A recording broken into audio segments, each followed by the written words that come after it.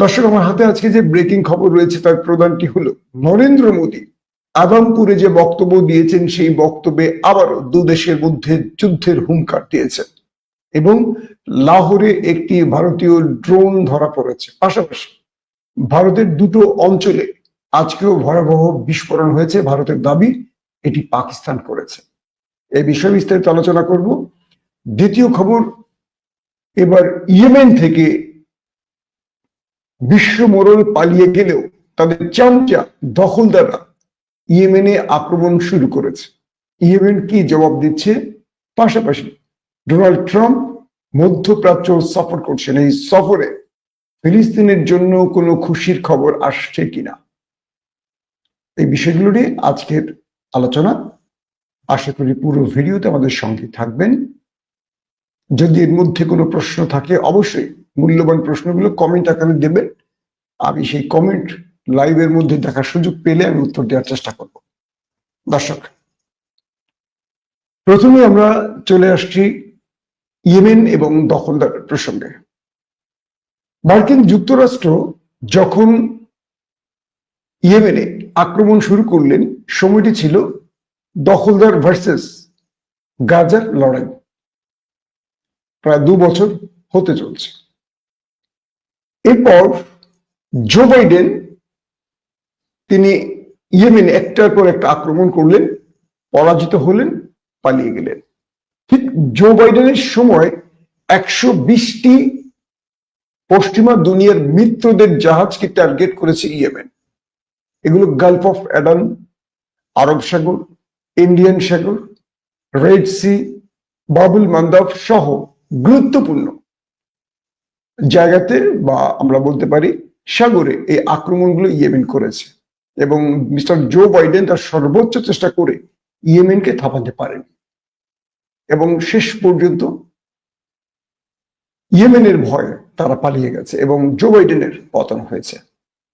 মার্কিন প্রেসিডেন্ট হিসেবে এরপর ক্ষমতায় আসলেন মিস্টার ডোনাল্ড ট্রাম্প। তিনি ক্ষমতায় বসেই বেশ কদিন আগেই দেখলেন ইয়েমেনের বিরুদ্ধে বড় ফ্রেমে যুদ্ধ ঘোষণা করেন এবং দুটো বিশাল এয়ারক্রাফট ক্যারিয়ারকে সাগরে এনে হাজির করেন, লোহিত সাগরে, আরব সাগরে। এবং দেখেছি আমরা ইউএসএস ট্রুম্যান প্লাস আরেকটি জাহাজ, এই দুটো জাহাজ থেকে ইয়েমেনের হুতিদের টার্গেট করে টানা অ্যাটাক করেছে মার্কিন যুক্তরাষ্ট্র এবং ইয়েমেনও পাল্টা আক্রমণ করেছে মার্কিন এয়ারক্রাফট ক্যারিয়ার এবং তাদের ওয়ারশিপকে টার্গেট করে। ডোনাল্ড ট্রাম্প ভেবেছিলেন জো বাইডেন না পারলেও তিনি পারবেন, তিনি এই জায়গায় সফল হবেন এবং তিনি তার সর্বশক্তি নিয়োগ করে ইয়েমেনের উপর আক্রমণ শুরু করেছিলেন। ডোনাল্ড ট্রাম্প চেয়েছিলেন মধ্যপ্রাচ্যের কোনো রাষ্ট্রকে ব্যবহার করে তিনি বা তাদের ঘাঁটি ব্যবহার করে ইয়েমেনে আক্রমণ করবেন, কিন্তু ইরান যখন হুমকি দিল আরব রাষ্ট্রকে যে যেই আমেরিকাকে ঘাঁটি দেবে, আকাশ দেবে কিংবা জ্বালানি দেবে, তারা আমাদের টার্গেট হবে, তারা আমাদের এনিমি হবে, শত্রু হবে। এরপর আরব রাষ্ট্রগুলো ইরানের ভয়ে আমেরিকাকে কেউ আশ্রয় দিল না। আমেরিকা লোহিত সাগর এবং আরব সাগর থেকে এয়ারক্রাফট ক্যারিয়ার ব্যবহার করে যুদ্ধ জাহাজের মাধ্যমে অ্যাটাক করে করে করে করে শেষ পর্যন্ত যুদ্ধবিরতি করে পালিয়ে গেল। অর্থাৎ ইয়েমেনের কাছে মিস্টার ডোনাল্ড ট্রাম্পও পরাজিত হলেন। যখন দখলদার দেশটি ইয়েমেনের বিরুদ্ধে আসলো আক্রমণ করতে, কারণ ইয়েমেন ঘোষণা দিয়েছে যতদিন ফিলিস্তিনের দখলদার আক্রমণ বন্ধ না করবে তারা ইয়েমেন থেকে দখলদারদের টার্গেট করে আক্রমণ করবে। পৃথিবীর কেউ করুক আর না করুক, তারা থামবে না। এবং নেতানিয়াহু যখন বুঝলেন যে ইয়েমেনকে থামানো যাচ্ছে না, তখন তিনি একের পর এক আক্রমণ শুরু করলেন ইয়েমেনে। ঠিক সেই সময়টা আমেরিকা পালিয়ে গেল। ঠিক 1-2 দিনের মাথায় আমেরিকা চলে গেল যুদ্ধবিরতি করে, সিজ ফায়ার করে চলে গেল। তারা মানে ডোনাল্ড ট্রাম্পও জো বাইডেনের মতো পরাজিত হলেন প্রতিরোধ বাহিনীর কাছে। ঠিক এই বিষয়টি নিয়ে আলোচনা উঠলো যে ইসরায়েল যখন এলো, আমেরিকা কেন চলে গেল। বিষয়টা হলো ইসরায়েল একের পর এক আক্রমণ করলো ইয়েমেনে, আর ইয়েমেন বলল এবার আমরা ওদেরকে দখলদারকে উচিত জবাব দেব। তো ইসরায়েল মনে করেছিল যে আমরা যেহেতু আমেরিকা আমাদের সাথে আছে আমরা একটা শক্ত জবাব দেই, কিন্তু আমেরিকা যখন চলে গেল এই আক্রমণ থেকে, সিজ ফায়ার করলো, দখল দ্বারা পড়ে গেল মাইনকে চিপায়। এইবার তো ইয়েমেন আমাদের ধরবে। একটা প্রবাদ আছে, হাতি ঘোড়া গেল তল, ছোট্ট ইঁদুর বা তেলাপোকা কি বলবো, ব্যাং বলে কত জল। আমেরিকার দুজন প্রেসিডেন্ট ইয়েমেনে আক্রমণ করে বুঝে গেছেন যে এদের কিচ্ছু করতে পারবেন না। এদের আস্তানা কোথায়, অস্ত্র কোথায়, মিসাইল কোথায়, কোথায় রাখছে। এই যে টানা অ্যাটাক হলো হুদাইদা, আস্তানা সহ গুরুত্বপূর্ণ হুতিদের টার্গেটে, হুতিদের কিচ্ছু করতে পারেনি। তাদের মিসাইল ভান্ডার যেমন শেষ হয়নি, রকেট লঞ্চার যেমন শেষ হয়নি, তাদের সেনারা যেমন শেষ হয়নি, ক্রমান্বয়ে তারা আরো বেশি বড় ফ্রেমে অ্যাটাক করেছে পশ্চিমাদের। তো এরপরে ডোনাল্ড ট্রাম্পও চলে গেলেন, কি আর করার, ব্যর্থ হয়ে। কিন্তু ওই যে বললাম, ইঁদুর তেলাপোকা ব্যাং মিস্টার দখলদার এসে বললো এবার আমরা করব। এখন ইয়েমেন যখন পাল্টা হুঁশিয়ারি দিল যে এবার আমরা শক্ত জবাব দেব, তখন কাপড়টা ভিজে গেছে নেতানিয়াহু। হাই হাই, ট্রাম্প তো চলে গেল সিজ ফায়ার করে, এখন আমি তো একা, এখন আমি কি করব? দখলদারদের গণমাধ্যমগুলো বলছে ট্রাম্প নেতানিয়াহুকে মাঠে একা রেখে চলে গেলেন। দখলদারদের গণমাধ্যম বলছে। মার্কিন গণমাধ্যম বলছেন মিস্টার নেতানিয়াহুর সাথে মার্কিন প্রেসিডেন্ট ডোনাল্ড ট্রাম্পের সম্পর্কে ফাটল, একে অপরে বিপরীত মুখোমুখি অবস্থানে আছেন এবং দুজনের সমন্বয়হীনতার মধ্যে আছেন। মিস্টার নেতানিয়াহু ট্রাম্পকে তার কন্ট্রোলে বা তার কর্তৃত্বের মধ্যে রাখার চেষ্টা করছেন এবং নেপথ্যে প্রতারণা করছেন। যেমন মার্কিন প্রেসিডেন্ট ডোনাল্ড ট্রাম্পের যে বিশেষ উপদেষ্টা, যিনি গাজা ইস্যুতে কাজ করছেন এবং যিনি ইরান ইস্যুতে কাজ করছেন, ইরানের পারমাণবিক যে ইস্যুতে চুক্তির বিষয়ে যিনি কাজ করছেন, তিনি বলছেন যে আমেরিকা কিংবা ট্রাম্পকে প্রতারিত করছে মিস্টার নেতানিয়াহু। কারণ এই যুদ্ধটা তিনি বন্ধ করতে পারেন, কিন্তু তিনি যুদ্ধটা বন্ধ করছেন না। তিনি কোনোভাবেই জিম্মিদের মুক্তি না করে যুদ্ধটাকে দীর্ঘায়ু করতে চাচ্ছেন, যুদ্ধটাকে লম্বা সময়ের জন্য করতে চাচ্ছে তার ব্যক্তিগত স্বার্থে। শুধু তাই নয়, তিনি ফিলিস্তিন, তিনি ইয়েমেন, ইরান, তিনি লেবানন, বিভিন্ন ফরম্যাট এবং সিরিয়া ফরম্যাটে তিনি যুদ্ধ ছড়িয়ে দিতে চাইছেন। তো এখন যেটা বোঝা যাচ্ছে, মিস্টার নেতানিয়াহুর সাথে ট্রাম্পের দূরত্বটা বড় হয়েছে এবং যে কারণে ইসরায়েল যখন ইয়েমেনে অ্যাটাক করলো, আমেরিকা তখন চলে গেল। এখন ইয়েমেন তার পাল্টা জবাব দেবে, অর্থাৎ গত কদিন ধরে দখলদাররা বড় ফ্রেমে ইয়েমেনে আক্রমণ করেছে। এখন ইয়েমেন বলছে তারা এত শক্ত বা বড় জবাব দিবে যেটা হাড়ে হাড়ে টের পাবে দখলদার দেশটা। এই ভয়ে এখন নেতানিয়াহুর কাপড় চাপড় ভিজে গেছে। তিনি এখন কিভাবে ইয়েমেনের হামলা মোকাবেলা করবে, যাদের কাছে হাইপারসনিক রয়েছে, যাদের কাছে ব্যালিস্টিক ক্রুজ মিসাইল গুলো রয়েছে এবং ইরানের সবচেয়ে আপগ্রেড মিসাইল গুলো যাদের পকেটে আছে, এগুলো দিয়ে যখন বড় ফ্রেমে অ্যাটাক করবে ইয়েমেন, এটার জবাব দখলদাররা কিভাবে দেবে, এটা নিয়ে একটা বড় আলোচনা চলছে বা দখলদার দেশটির মধ্যে বড় আতঙ্ক সৃষ্টি হয়েছে। কারণ তারা এসেছিল আমেরিকার পিছিয়ে পিছিয়ে, কিন্তু আমেরিকা সরে গেছে, এখন তারা কি করবে এটা নিয়ে নেতানিয়াহু যথেষ্ট টেনশনে আছে। তিনি বারবার চেষ্টা করছেন আমেরিকাকে আবার এই যুদ্ধে টেনে আনতে ইয়েমেনের বিরুদ্ধে। দ্বিতীয় যে বিষয়টি, সেটি হলো ডোনাল্ড ট্রাম্প এই মুহূর্তে সফরে আছেন সৌদি আরব। তিনি 3টি আরব দেশ সফর করবেন, সৌদি আরব, আরব আমিরাত, কাতার। এবং এটি নিয়ে আমি কথা বলেছি এর আগেও কয়েকবারই বলেছি, সেই পিছনের কথাগুলি না বলি। এখানে বিশাল অঙ্কের বাণিজ্যিক চুক্তি হবে সৌদি আরব আমিরাত এবং কাতারের সাথে। ডোনাল্ড ট্রাম্প এখানে মহামূল্যবান উপহারও পাবেন। তো আজকে তিনি যখন গেলেন, আজকে প্রায় যেটুকু দেখলাম আরবের কয়েকটা খবরে, 140 বিলিয়ন মার্কিন ডলারের চুক্তি হয়েছে সৌদি আরবের সাথে আজকে। তো এই চুক্তিগুলো হয়েছে মূলত সৌদি আরবের সাথে, সৌদি আরবের রাজ পরিবারের নিরাপত্তা, সেনাবাহিনীকে আরো আধুনিকায়ন করা, আকাশ প্রতিরক্ষা সিস্টেম সহ সৌদি আরবের বেশ কয়েকটি গুরুত্বপূর্ণ ইস্যুতে। তবে এর মধ্যে উল্লেখযোগ্য হলো রাজ পরিবারের নিরাপত্তা। বিষয়টা হলো সৌদি আরব তার অর্থ বা পেট্রোডলার এই পশ্চিমা দুনিয়াকে দিচ্ছে বা বিশ্বমণ্ডলকে দিচ্ছে, তার প্রধান দুটো কারণ।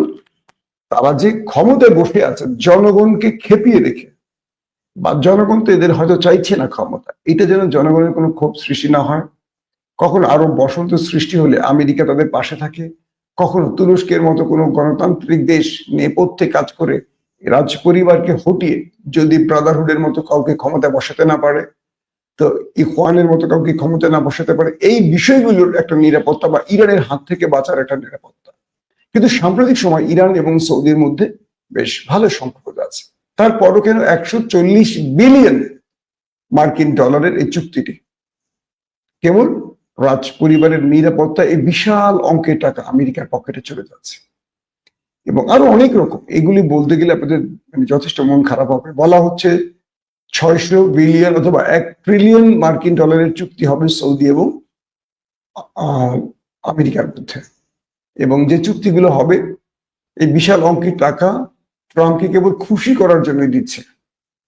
এবং আরব আমিরাত প্রায় কাছাকাছি বাজেটের বা কাছাকাছি অর্থের চুক্তিতে যাচ্ছে, পারলে আরো বেশি অর্থে যাবে, কাতারও যাবে।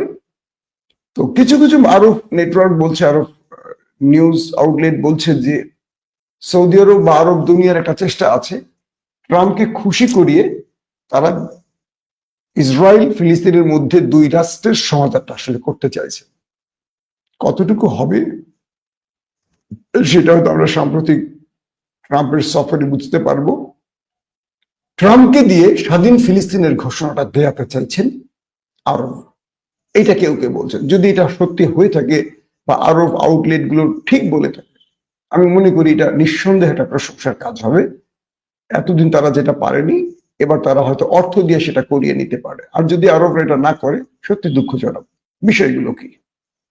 বিষয়টা হলো, ট্রাম্প যদি এই মুহূর্তে রাজি হয়ে যান স্বাধীন ফিলিস্তিনের, তাহলে এই রাষ্ট্রটি স্বাধীন ফিলিস্তিনের একটা পরিচয় পাবে। কারণ জাতিসংঘের যে ভোটাভুটি গুলো হচ্ছে, সেই ভোটাভুটি গুলোতে মূল বাধাই হচ্ছে আমেরিকা আর ব্রিটেন, আর বাকি সব দেশই স্বাধীন ফিলিস্তিনের পক্ষে মোটামুটি ভোট দিয়েছে, সেটা চীন বলি, রাশিয়া বলি, সবাই। কিন্তু জাতিসংঘের স্থায়ী সদস্যদের মধ্যে আমেরিকা, ব্রিটেনই বারবারই ইসরায়েলের পক্ষে ভোট দিচ্ছে। এবার আরব রাষ্ট্র, এই 3টি রাষ্ট্র চাইছে ডোনাল্ড ট্রাম্পকে বড় অঙ্কের বাজেট দিয়ে নিজেদের নিরাপত্তার পাশাপাশি ফিলিস্তিনে ইসরায়েলের যে দখলদারিত্ব, এটা বন্ধ করতে, এবং যেভাবে নিরীহ মানুষগুলোকে মারছে এটা বন্ধ করতে। তো এটা যদি আরব আউটলেট বা আরব গণমাধ্যমের তথ্য ঠিক হয়, আমি মনে করি যে একটা ভালো সিদ্ধান্ত আসবে। এখন ডোনাল্ড ট্রাম্প কি সৌদি আরবের এই সফরে কোনো ঘোষণা দেবেন নাকি তার দেশে ফেরত গিয়ে দেবেন, এটা নিয়ে ডিটেল আলোচনা এখন আসলে আলোচনা আসেনি, যেটা আমরা আপনাদেরকে বলতে পারছি না। তবে সৌদি আরবের সঙ্গে মার্কিন যুক্তরাষ্ট্রের প্রেসিডেন্ট ডোনাল্ড ট্রাম্পের এই সফরটিকে আরব এবং মার্কিন গণমাধ্যম বলছে এটি একটি, মানে কি বলবো, যে বড় ঘটনা হতে যাচ্ছে। কারণ আরব রাষ্ট্রগুলো আমেরিকাকে সর্ববৃহৎ অর্থনৈতিক চুক্তিতে এবার তারা আবদ্ধ হচ্ছে। তো আরব রাষ্ট্রগুলো এই বিশাল চুক্তির আসলে নেপথ্যের কারণগুলো কি কি হতে পারে, এগুলো হয়তো আমরা কাল পরশু, যেহেতু বৈঠকটি চলছে বা সফরটি চলছে, আমরা একের পর এক আলোচনায় নিয়ে আসবো, আপনাদের জানাবো। কিন্তু আমাদের মূল ফোকাসটা থাকবে, লক্ষ্যটা থাকবে ফিলিস্তিন।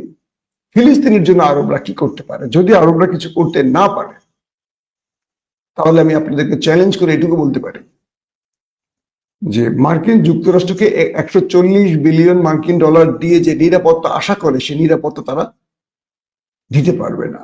নিরাপত্তা দেওয়ার মালিক কে? উপরে আছেন আল্লাহ। মিশর বলি, কিংবা আমরা তিউনিসিয়া বলি, কিংবা আমরা ইয়েমেন বলি, আমরা যত রাষ্ট্রের আশেপাশের যে খবরগুলো দেখলাম, আরো বসন্ত শুরু, তারাও কিন্তু দীর্ঘ সময় ক্ষমতায় ছিলেন, ভেঙে পড়েছে তাসের ঘরের মতো। তো আল্লাহ যদি চান, আমেরিকার নিরাপত্তা দেবে কি? আমেরিকার নিরাপত্তা কে দেবে? খুব সিম্পল একটি ব্যাপার। আমেরিকা নিজের নিরাপত্তা নিজে দিতে পারে, তারা দিবে আরেকজনকে কি? তো সেই বিষয়টা হলো, আরবরা ফিলিস্তিনের বিষয় আসলে কি ভাবছে, এবং নেতানিয়াহুর সাথে ট্রাম্পের এই যে দূরত্ব বা তাদের মধ্যে যে একটা লড়াই শুরু হচ্ছে, এটা আরবরা যদি আরেকটু টেনে নিতে পারে, নেতানিয়াহুকে সাইড করে দিয়ে চাপে ফেলে দিয়ে ট্রাম্পকে দিয়ে ফিলিস্তিন, একটা স্বাধীন ফিলিস্তিন বা দুটো রাষ্ট্রের ভিন্ন মানচিত্র তৈরি করতে পারে, তাহলে এই জাতিটা একটা সম্মানজনক জীবন পাবে। এমন একটি জাতি তারা প্রতিদিনই মার খাবে, বেঁচে থাকার তাদের ন্যূনতম অধিকার থাকবে না, চিকিৎসার অধিকার থাকবে না, কথা বলার অধিকার থাকবে না, এরকম নানান রকম নির্যাতন ভোগ করে আসছে এই জাতিটা যুগের পর যুগ। অথচ এই পুরো রাষ্ট্রটা ছিল তাদের, তারাই আশ্রয় দিয়েছিল ইহুদিদের। আজ তারা মালিক, তারা হয়ে গেছে শরণার্থী। এদিকে ট্রাম্পের সাথে হামাসের যে চুক্তির বিষয়গুলো, প্রথমে ট্রাম্প বলেছিল যুদ্ধবিরতি করতে হলে হামাসকে নিরস্ত্র হতে হবে, হামাস এটি রাজি হয়নি। পরবর্তী আমেরিকা হামাসের কথা রাজি হয়েছে, মানে হামাসকে এই যে নিরস্ত্র করা এই বিষয়টি থেকে ফিরে এসছে। বলা হচ্ছে ট্রাম্পের প্রতিনিধিরা হামাসের সাথে এখন অব্যাহত রেখেছে মিশরের মাধ্যমে, কাতারের মাধ্যমে আলোচনা। আশা করা যাচ্ছে একটা যুদ্ধবিরতি ট্রাম্পের পক্ষ থেকে আসবেন, যে কারণে আলেকজান্ডারকে মুক্তি দিয়েছে মার্কিন নাগরিক। আলেকজান্ডারকে ইতিমধ্যে মুক্তি দিয়ে দিয়েছে, এটা গতকাল কি বলেছি আপনাদের। তো সবকিছু মিলে আশা করি ট্রাম্প আরব সফরে একটা ফিলিস্তিনের জন্য খুশির খবর যেন নিয়ে আসে। কারণ আমরা তো আসলে ট্রাম্পের থেকে খুশির খবর চাই না, আমরা চাই আমার মালিকের কাছে। কিন্তু ট্রাম্প যেহেতু এখন বিশ্ব মোড়ল, তার অনেক কিছু ভেটো দেওয়ার ক্ষমতা আছে, অ্যাটলিস্ট ভেটোটা না দেয় জাতিসংঘে ভোটাভুটিতে, সেজন্য স্বাধীন ফিলিস্তিনের পক্ষে তারা এটুকু হলেও আমেরিকার ভোটের কারণে আমরা বারবার আটকে যাচ্ছি। আসেন পাকিস্তান প্রসঙ্গে এবার কিছু আপডেট দিচ্ছি। নরেন্দ্র মোদী গতকালকে এবং আজকে দুটো বক্তব্য দিয়েছেন, এবং আজকে আদালপুরে নরেন্দ্র মোদী বক্তব্য দিয়েছেন।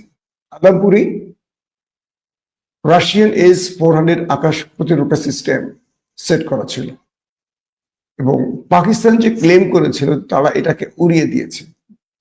ভারতের নরেন্দ্র মোদী আজকে সেটা মিথ্যা প্রমাণে সেখানে হাজির হয়েছিলেন, কিন্তু তিনি আকাশ প্রতিরক্ষা সিস্টেমের ব্যাটারি দেখাননি, দেখিয়েছেন অন্য কিছু। পাকিস্তানের গণমাধ্যম বলছে তাহলে আকাশ প্রতিরক্ষা সিস্টেম যদি ধ্বংস না হয়, তাহলে আমাদের ব্যাটারি সিস্টেমটা দেখা, যেটা থেকে মিসাইল লঞ্চ করা হয় সেটাকে ব্যাটারি বলা হয়। তো নরেন্দ্র মোদী সেখানে বলেছেন পাকিস্তানকে আমি সতর্ক করছি, পানি আর আগুন একসাথে থাকতে পারে না, সন্ত্রাস এবং বাণিজ্য বা বন্ধুত্ব একসাথে চলতে পারে না। তিনি পাকিস্তানকে হুঁশিয়ার করে বললেন অপারেশন সিঁদুর এখনো বন্ধ হয়নি, এটা চলমান। তিনি বলেছেন পাকিস্তান সন্ত্রাসী রাষ্ট্র, তারা ভারতে যা করেছে এটার জবাব তারা পেয়েছে। তিনি বলেছেন আমরা পাকিস্তানকে উচিত জবাব দিয়েছি এবং পাকিস্তানের শত শত সন্ত্রাসীদের আমরা হত্যা করেছি, এবং পাকিস্তান বাধ্য হয়ে বিশ্বের দুয়ারে ছুটে গেছে সিজ ফায়ারের জন্য, মানে যুদ্ধবিরতির জন্য। আমাদের ভারতীয় সেনারা পাকিস্তানকে যে শিক্ষা দিল সেই শিক্ষা পাকিস্তানের মনে থাকবে, এবং বিশ্বের দুয়ারে তারা যুদ্ধবিরতির জন্য ছুটে গেছে। অথচ আন্তর্জাতিক প্রতিটি গণমাধ্যম, Al Jazeera, TRT World, BBC, CNN এবং মার্কিন যুক্তরাষ্ট্রের বড় বড় খবরের কাগজগুলো খবর দিয়েছে মিস্টার নরেন্দ্র মোদী তার পররাষ্ট্রমন্ত্রীর মাধ্যমে সৌদি আরব এবং ডোনাল্ড ট্রাম্পের ভাইস প্রেসিডেন্টের কাছে এই বার্তা দিয়েছে তারা সিজ ফায়ার চায়। ইভেন নরেন্দ্র মোদী নিজেই ডোনাল্ড ট্রাম্পকে বলেছেন যে আমরা ভয়াবহ এক বিপর্যয়ের মধ্যে আছি, পাকিস্তান আমার সামরিক বেজগুলো একটার পর একটা উড়িয়ে দিচ্ছে, দ্রুত সিজ ফায়ার না হলে ভারত মহা বিপদে পড়ে যাবে। চীনের জন্য এটা ভালো কোনো বার্তা নিয়ে আসবে, আমেরিকার জন্য দুঃসংবাদ হবে। ডোনাল্ড ট্রাম্প সঙ্গে সঙ্গে সৌদি আরব এবং তুরস্কের মাধ্যমে এই বিষয়টি পাকিস্তানের কাছে তুলে ধরে, এবং পরবর্তী ট্রাম্প পাকিস্তানের মতামত পেয়ে সিজ ফায়ার করে। এটি যে এই তথ্যগুলো দিলাম এগুলো তো আমার নিজের না, এগুলো প্রত্যেকটা তথ্য হলো আন্তর্জাতিক গণমাধ্যমের, এগুলো বাংলাদেশের 71 টিভির খবর না, কিংবা ভারতের ময়ূক রঞ্জনের চ্যানেল থেকে সংগ্রহ করো না। তো পাকিস্তানের খবরগুলো পরে দিয়েছে, আগে আন্তর্জাতিক গণমাধ্যম থেকে আমরা দিয়েছি। এখন প্রশ্ন হলো যে নরেন্দ্র মোদী মার খেয়ে ধলাই খেয়ে নিজেই বলছেন পাকিস্তান নাকি তাদেরকে যুদ্ধবিরতির প্রস্তাব দিয়েছে। বুঝতে পারছেন মিথ্যা কত প্রকার। প্রথমে তারা গণমাধ্যম দিয়ে মিথ্যাচার করলো, পাকিস্তান জবাব দিল। তারপর তারা গণমাধ্যমকে দিয়ে বোঝালো পুরো পাকিস্তান তারা কবজায় নিয়ে গেছে, আসিফ মনির গ্রেফতার, লাহোর, ইসলামাবাদ, করাচি দখলে তাদের। পরে দেখা গেল প্রায় সেঞ্চুরির কাছাকাছি তাদের ড্রোন ভূপাতিত করলো পাকিস্তান। 6টি মহামূল্যবান যুদ্ধ বিমান ধ্বংস করলো তারা, আকাশ প্রতিরক্ষা সিস্টেম ধ্বংস করলো এবং কয়েক ডজন ভারতীয় সেনাকে ওপারে পাঠিয়ে দিল পাকিস্তান এবং 26টি সামরিক স্থাপনাকে পুরোপুরি উড়িয়ে দিয়েছে। এর মধ্যে নরেন্দ্র মোদীর বাড়ি গুজরাট, সেখানে অ্যাটাক হয়েছে, মানে বাড়িতে না, বাড়ির সেখানে বেজ অ্যাটাক হয়েছে, পাঞ্জাবে হয়েছে, রাজস্থানে হয়েছে, পাঠানকোটে হয়েছে। আমি বলেছি আপনাদের এই যে একটার পর একটা আক্রমণের ঘটনা, এগুলোকে আড়াল করার জন্য তার দেশের মানুষের চোখে কাঠের চশমা পরিয়ে নরেন্দ্র মোদী বোঝাবার চেষ্টা করছেন যে আমরা পাকিস্তানকে একদম তুলোধনা করে আসছি। কিন্তু ভারতের গণমাধ্যম এখন নরেন্দ্র মোদীকে প্রশ্ন করছে, আপনি যে এত কিছু করেছেন একটা প্রমাণ দেখাতে পারছেন না কেন মিস্টার মোদীজি? সব তো গদি মিডিয়া নয়, বিরোধী দলের যারা মিডিয়া তারা এখন বলছে, প্রশ্ন করছে নরেন্দ্র মোদীকে, আপনি যে পাকিস্তানের অনেক কিছু ছিঁড়ে ফেলছেন, সেগুলো ছিঁড়ে ছিঁড়ে কই রাখছেন আমাদের দেখান। কিন্তু পাকিস্তান তো সব দেখিয়ে দিয়েছে, আকাশ প্রতিরক্ষা সিস্টেম S-400, রাফায়েল ধ্বংস করেছে, MiG-29, Su-30, আমাদের প্রায় 90টির মতো ড্রোন, এগুলো তো পাকিস্তান সব দেখিয়েছে। আপনি কি দেখাতে পেরেছেন বলেন? মাদ্রাসা, মসজিদ আর সিভিলিয়ানদের হত্যা ছাড়া কি করতে পেরেছেন? নরেন্দ্র মোদী এর বেশি জবাব দিতে পারেনি। অর্থাৎ তিনি হেরে গেছেন, পা ধরে সিজফায়ার করলেন, এখন বলছে পাকিস্তান নাকি বিশ্বের দুয়ারে দৌড়ে গেছে সিজফায়ারের জন্য। তো সব বক্তব্যে বোঝা যাচ্ছে নরেন্দ্র মোদী তিনি প্রচন্ড ক্ষিপ্ত, ক্ষুব্ধ এবং তিনি যে কোনো সময় পাকিস্তানে আরেকটা প্রতিশোধ নেবেন। এখন তিনি বিপদ কাটিয়ে উঠে প্রস্তুতি নিচ্ছেন। ভারতের পাশাপাশি পাকিস্তানের গণমাধ্যম বা পাকিস্তানের ISPR বা সামরিক বিশেষজ্ঞরা বলছেন পাকিস্তান অ্যালার্ট হয়েছে। কিরকম? পাকিস্তানের লাহোরে হঠাৎ করে একটা ড্রোন ঢুকে পড়ে। এই ড্রোনটি ঢোকার পরপরই এটিকে জ্যামার দিয়ে জ্যাম করে নিচে নামিয়ে ফেলে, অক্ষত নামিয়ে ফেলে, এটাকে ধ্বংস করে না। পরবর্তী দেখে এটার মধ্যে কোনো বিস্ফোরক ছিল না, কেবল গোয়েন্দাগিরি করার জন্য এটি লাহোরে প্রবেশ করেছে এবং এটিকে এখন পুরোপুরি পাকিস্তান তার কবজায় নিয়ে গেছে। এখান থেকে ডাটা সংগ্রহ করে দেখছে যে আসলে শত্রুরা ওপার থেকে এই ড্রোনের মাধ্যমে কি কি করেছে। দেখেন একটা ড্রোন ঢুকেও বাঁচতে পারেনি।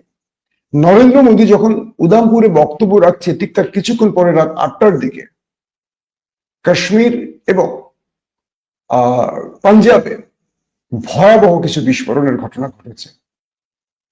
ভারতের কিছু গণমাধ্যম বলছে যে পাকিস্তান ড্রোন অ্যাটাকের মাধ্যমে এই দুটো জায়গায় বিস্ফোরণ ঘটিয়েছে এবং দেখা গেছে আকাশ প্রতিরক্ষা সিস্টেম সেই ড্রোনকে ইন্টারসেপ্ট করার জন্য প্রচুর সংখ্যক মিসাইল বা বিস্ফোরক ছুটছে, মিসাইল ছুটছে। ধরেন প্রশ্ন হলো দুটো, পাকিস্তান বলছে যে তারা কোনো ড্রোন, মানে যুদ্ধবিরতির চলাকালীন সময় তারা কোনো ড্রোন পাকিস্তানে ভারতে পাঠায়নি।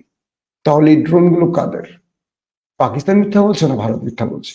হতে পারে নরেন্দ্র মোদী যেহেতু বক্তব্যটা দিয়ে জনগণকে আশ্বস্ত বা বিশ্বাস করাতে পারেননি, মিথ্যা বলছেন, তাই তিনি আবারও একটা উত্তেজনা সৃষ্টির জন্য নিজেই তার বাহিনীর মাধ্যমে নিজেই আকাশে ড্রোন উড়িয়েছেন, নিজেই বিস্ফোরণ করিয়েছেন, নিজেই আকাশ প্রতিরক্ষা সিস্টেম দিয়ে ইন্টারসেপ্টের চেষ্টা করেছে, হয়তোবা জনগণকে বোকা বানাতে। যেমন পেহেলগাঁওয়ের ঘটনাটি আন্তর্জাতিক গণমাধ্যম বলছে এখানে পাকিস্তানের সম্পৃক্ততার কোনো প্রমাণ নেই, কিন্তু সন্দেহ করা হচ্ছে র এবং BJP কে, যে কাজ তারা করেছে পাকিস্তানের বিরুদ্ধে একটা সামরিক অভিযান চালাবার জন্য বা মুসলিম যে শরিয়া বিধান ছিল ওয়াকফ, সে ওয়াকফ আইনের বিরুদ্ধে একটা আইন বাস্তবায়নের জন্য।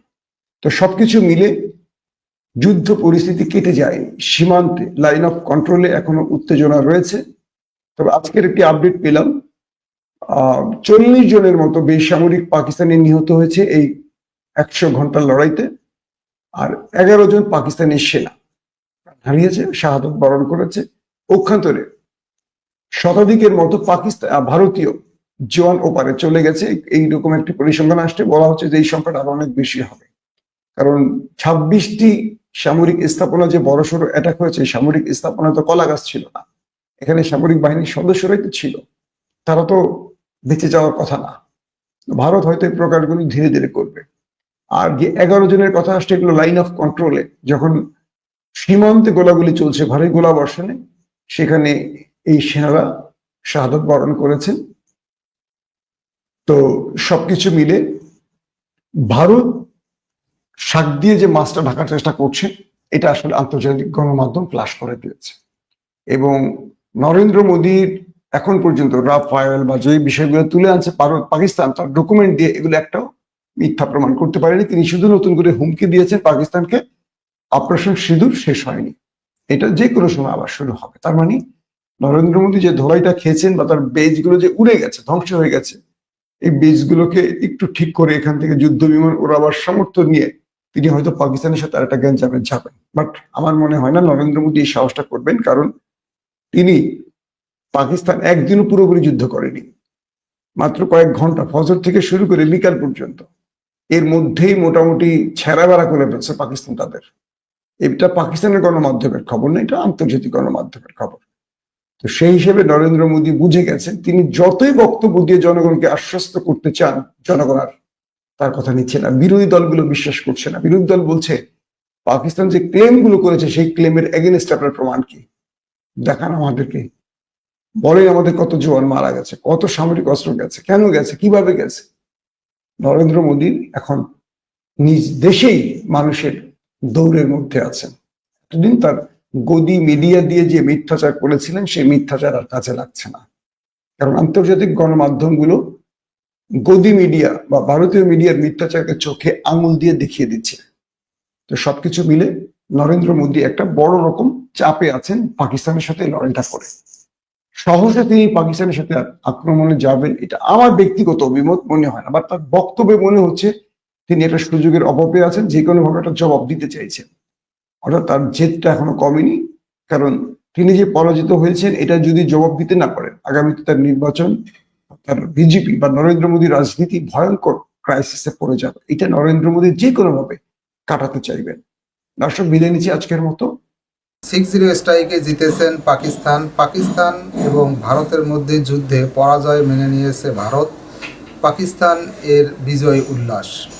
পাকিস্তানের যে নারী পাইলট একাধারে তিনি যে জনপ্রিয়তা অর্জন করেছেন এবং ভারতের সেই রাফায়েল যুদ্ধবিমান সহ আরও অনেক যুদ্ধবিমানকে যেভাবে ভূপাতিত করেছেন, এ বিষয়ে আপনারা বিস্তারিত জানলেন। এ বিষয়ে আপনার মতামত থাকলে লিখতে পারেন কমেন্ট বক্সে।